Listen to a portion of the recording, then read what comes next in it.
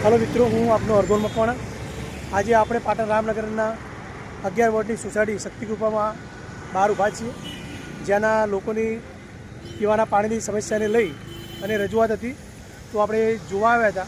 તો જોવાની સાથે આપણે અત્યારે જોઈ રહ્યા છીએ કે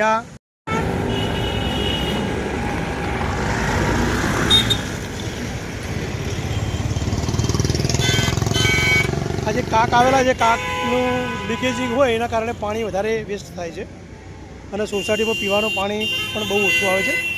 પાટણ રામનગર 11 વોર્ડની શક્તિકૃપા સોસાયટી।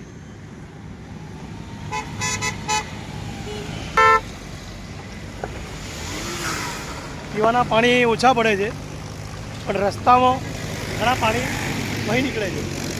અહીંની સ્થાનિક જે સોસાયટીના રહેવાસીઓ છે એમનું કહેવું છે, શક્તિકૃપા સોસાયટી પાટણની, એમનું પીવાનું પાણી પૂરું પડતું નથી, પરંતુ આ રસ્તામાં પાણીનો વેસ્ટેજ આ જ લાઇનમાંથી થાય છે। જેના આજે અહીંયા કાક આપેલા છે, એ કાક લીકેજમાંથી આટલું પાણી રોજે રોજ જાય છે। તો કાક લીકેજ થતા હોય તો કાક રિપેરિંગ કરી અને પાણીનો પુરવઠો સોસાયટીમાં વ્યવસ્થિત પહોંચે એવી વિનંતી પાટણ નગરપાલિકાને કરીએ છીએ।